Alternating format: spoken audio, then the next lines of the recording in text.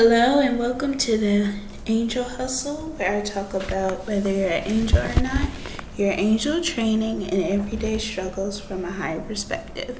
Today I want to talk about idolatry and what it really means. Well, we all know what it means, but I'm just saying more in depthness. There's different types of idol worship. There's the idol worship of wood and stone. There's the one that is different gods, graven images, and there is one of materialistic idol worship. And that's pretty much what I'm going to be covering, those three things in 3 different videos. So today is basically, in this video, we're going to be talking about wood and stone. When you go into a church, the first thing you see is a cross. And sometimes it has an image of Jesus crucified on this cross, or you'll just see a regular plain wooden cross. Same thing with Islam. If you're not really into Christianity, Islam, the first thing you notice is Mecca, the pilgrimage to Mecca. Now, both of those are pretty much the main thing that is written in the Bible, the worship of wood and stone.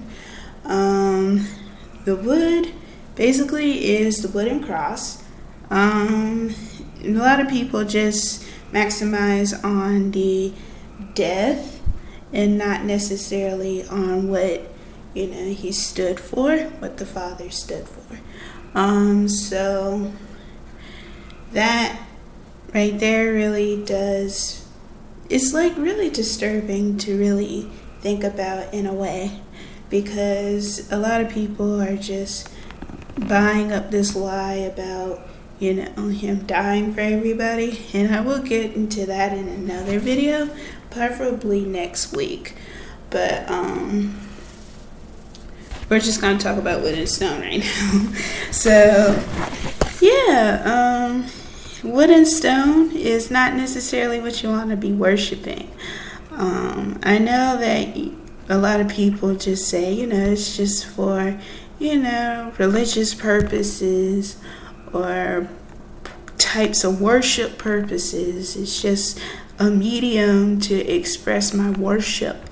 But you don't really need that. You just need yourself, and you need, time with God. That's what you need, because your body itself is a temple. You don't need, external things to worship God with. So be careful with the wooden cross, because a lot of people are just hung up over it and just want to include it into everything. But be careful with that.